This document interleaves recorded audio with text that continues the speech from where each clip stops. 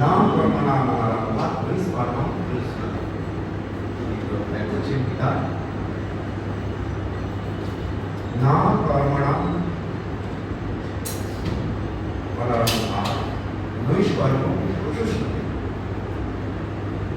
কর্ম না করে এই কখনো নৈষ্কর্ম সিদ্ধি মানে মুক্তি বা মুক্তি বা কর্মের পারে যাওয়া বস্তুতে প্রাপ্ত হতে পারে না। তাতে বলছে কর্ম ত্যাগ করে কেউ কর্মের পারে বা নৈষ্কর্ম সিদ্ধি লাভ করতে পারে না, আত্মকে লাভ করতে পারে না, বা বন্ধনের পারে যেতে পারে না, কর্ম করেই যেতে হবে। এবারে সে কর্ম করবে কি করে? নিষ্কাম ভাবে করলে তাহলে কর্ম বন্ধনের কারণ হয়। কর্ম আমাকে করতেই হবে। কর্ম না করে আমি ধনপদ থাকতে পারবো, কিন্তু সেই কর্ম যদি নিষ্কাম ভাবে হয় তাহলে সে বন্ধনের কারণ, মুক্তির কারণ হয়। সেই অনাসক্ত ভাবে কর্ম করতে তাহলে সেই কর্ম মুক্তির কারণ হয়, বন্ধনের কারণ হয়।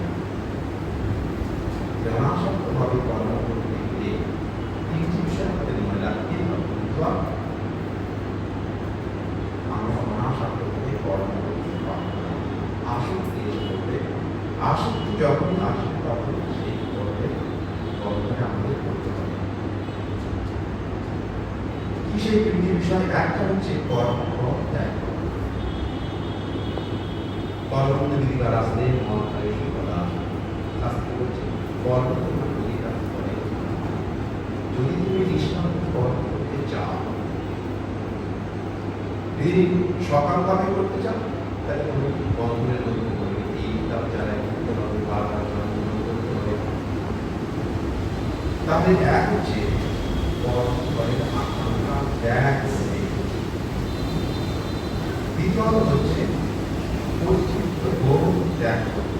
আমি কর্ম করছি, আমার কর্ম আমি না করলে হবে না, আমি এই মুখ করেছি, আমার প্রায় হয়েছে, এই যে কর্তৃত্ব বোধ, এগুলো ত্যাগ করতে হবে।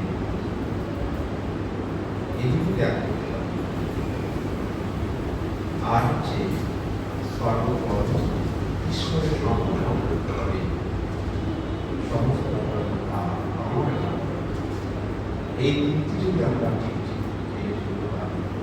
তাহলে সে কর্ম করবে না। মা এখানে বলছেন, আমার কাজ করছো, ঠাকুরের কাজ করছো, কি তপস্যার চেয়ে কম? এটাও তপস্যা। তুমি নিষ্কাম ভাবেই করছো, ভগবানের কাজ করছো, ঈশ্বরের কাজ করছো। আমার বলতে মা নিয়ে ঠাকুর বলতে ঠাকুরের কর্ম, কিন্তু তোমার কর্ম করছো না, তুমি নিষ্কাম ভাবে কর্ম করছো, সুতরাং তুমি তপস্যায় করছো। এইটা বুঝতে পারছে না।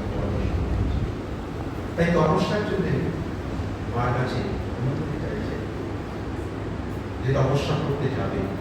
তবে এটা অনৈতিক না, তপস্যায় যাওয়াটা অনৈতিক নয়। তবে তিনি বুঝতে পারছেন না যে মার কাছে করছি, মার কাছে আছি, ঠাকুরের কাজ করছি, ঠাকুরের কাছে আছি। তো এই সমস্ত কর্মগুলি কর্মের বন্ধনের কারণ, এটা মুক্তির কারণ। সুতরাং এগুলো একটা বিশেষ তপস্যা, এগুলি চিত্তশুদ্ধি। সমগ্র তপস্যার কারণ কি? কেন তপস্যা করছি? চিত্তশুদ্ধির জন্য, বাসনা শুদ্ধ মনের জন্য। বাসনা থেকে মুক্ত হতে পারলেই তাহলে আমরা মুক্ত হয়ে যাব। আমরা যা স্বরূপ সেই স্বরূপকে অধিষ্ঠিত করতে পারব। বাসনাযুক্ত মনই হচ্ছে অনুসারী, আর বাসনা মুক্ত মনই হচ্ছে শুদ্ধ মন। শুদ্ধ মন, শুদ্ধ আত্মা, শুদ্ধ জ্ঞান হচ্ছে। তাই কর্ম করতে হবে। কর্ম না করে তুমি থাকতে পারবে না।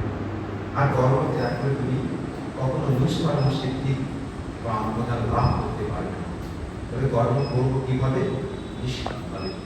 এখানে নিষ্কাম ভাবে কি ঠাকুরের কর্ম করছো,